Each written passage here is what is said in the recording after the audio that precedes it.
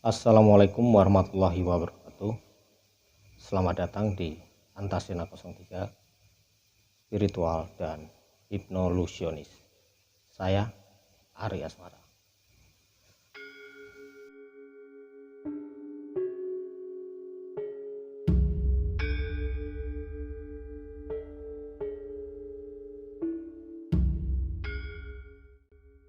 Terima kasih dulur telah menonton.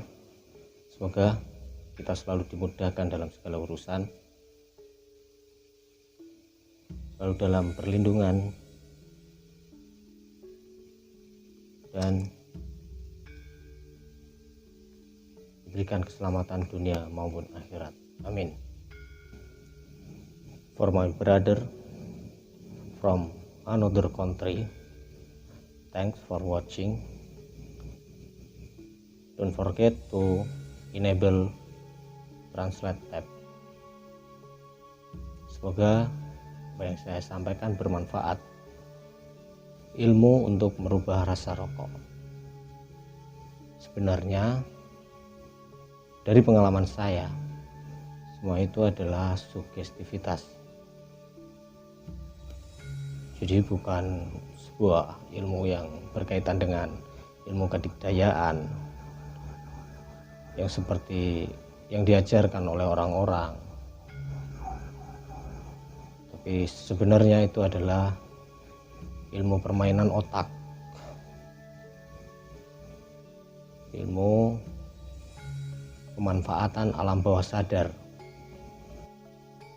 di mana dalam alam bawah sadar tersebut tersimpan memorial-memorial seseorang tanpa disadari, sebuah memori-memori, ingatan-ingatan yang dirasakan, yang pernah dirasakan,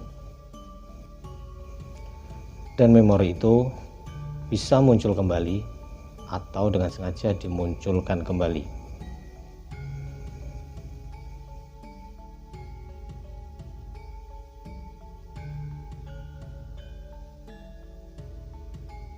Sini marilah kita berpikir secara terbuka, secara luas,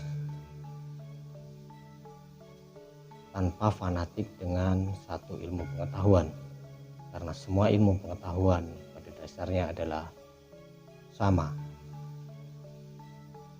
dan Allah Subhanahu wa Ta'ala menciptakan banyak ilmu pengetahuan itu bukan untuk menjadikan manusia bodoh,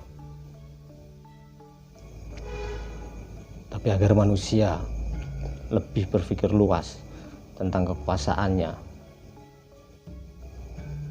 karena Allah Subhanahu wa Ta'ala Maha Kuasa dengan segala kehendaknya, dengan segala ilmunya yang dianugerahkan kepada makhluk hidupnya, terutama manusia.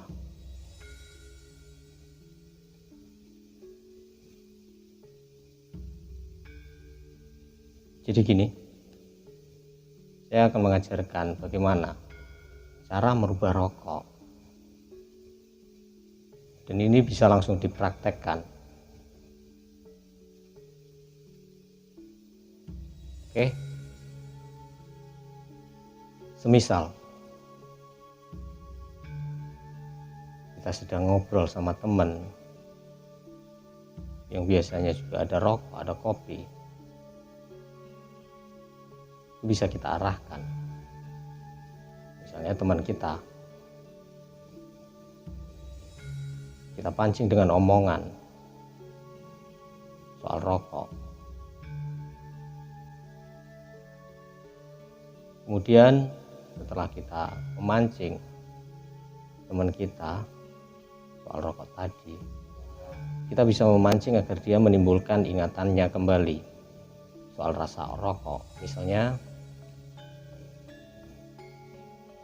kita beri pertanyaan kepada dia, kira-kira menurutnya rokok apa yang paling enak?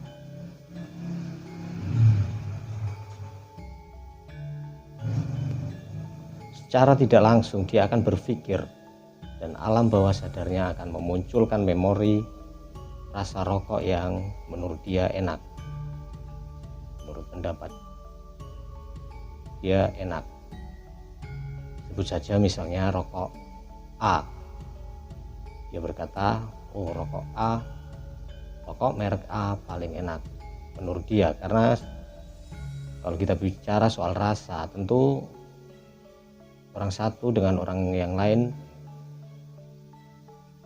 berbeda, walaupun terkadang ada kesamaan, itu pun tidak bisa sama dengan persentase yang besar. Oke, saya lanjutkan. Ketika dia sudah bilang rokok A, lalu kita arahkan kembali, oh ya, rokok A emang enak, misalnya kita bilang seperti itu. Sedotannya ringan, katakanlah, rasanya mantap. Kita pancing, seperti apa kira-kira rasa rokok A tersebut, agar teman kita tadi bisa memahami.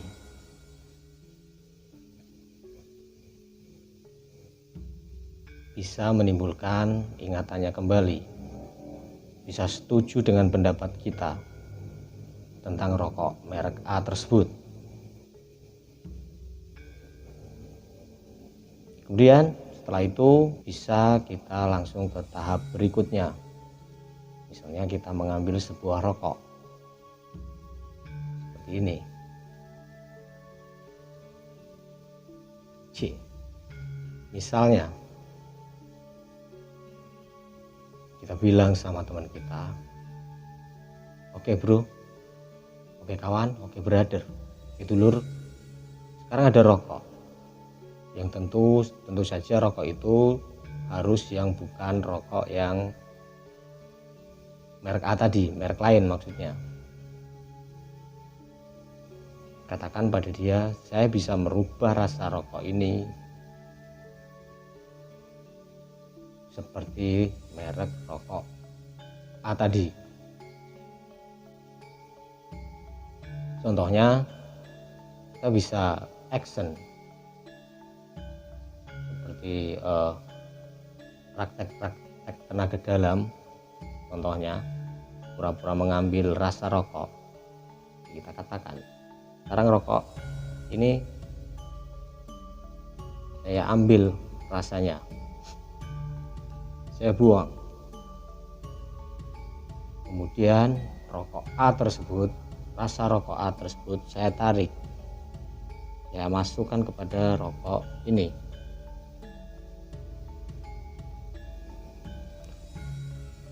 Boleh saudara-saudara sebelum itu juga berdoa atau pura-pura berdoa, terserah. Karena tidak bisa dipungkiri, masyarakat Indonesia cenderung alam bawah sadarnya, pemikirannya lebih tertarik ketika diiming-imingi sebuah hal yang berbau keajaiban.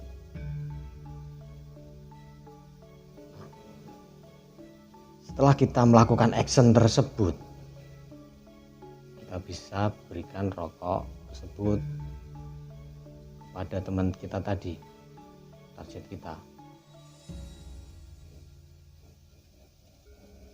untuk kemudian dirokok lah.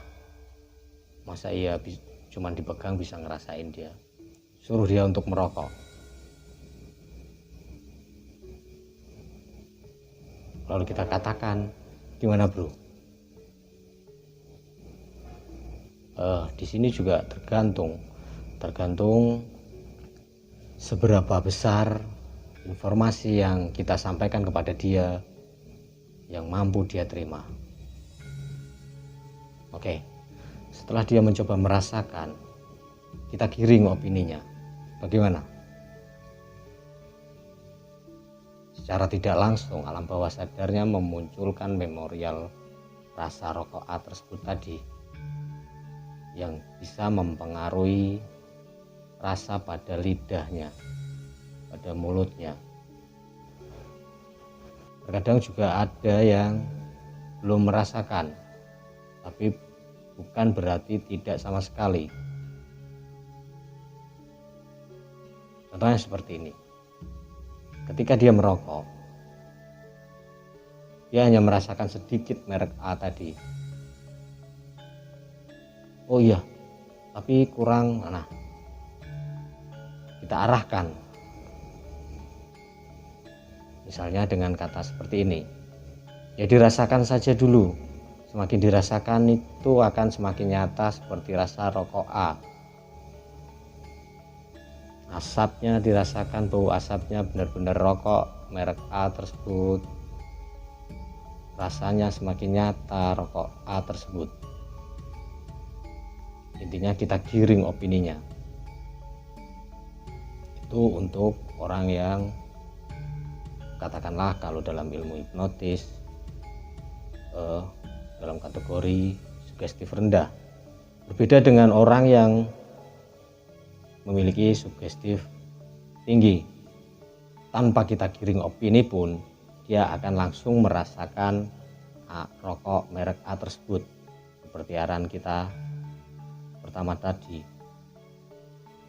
Jadi di sini sebenarnya tidak ada ilmu-ilmu khusus, amalan-amalan khusus, mantra-mantra khusus, tidak ada.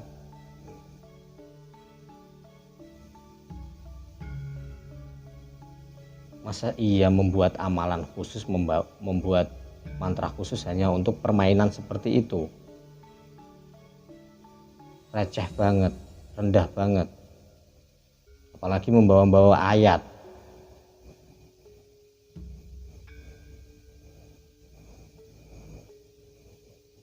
Iya kan? Nah, untuk dulur-dulurku silahkan bisa dicoba. Jika mengalami kendala bisa dipertanyakan pada kolom komentar. Saya akan menjelaskan dalam kolom komentar jika ada pertanyaan. Atau bisa menghubungi saya langsung di nomor yang saya sediakan. Terima kasih telah menonton. Semoga apa yang saya sampaikan bermanfaat, membuka pikiran panjenengan saudara-saudaraku untuk lebih terbuka, untuk lebih waras. Tidak apa-apa itu disangkut pautkan dengan hal-hal yang klenik, hal-hal yang berbau supranatural, yang justru akan membuat panjenengan sedanten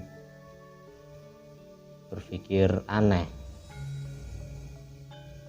dan mempengaruhi kinerja otak panjenengan, hingga karena otak sudah terpengaruhi, otomatis seluruh tubuh juga merespon, ikut terpengaruh.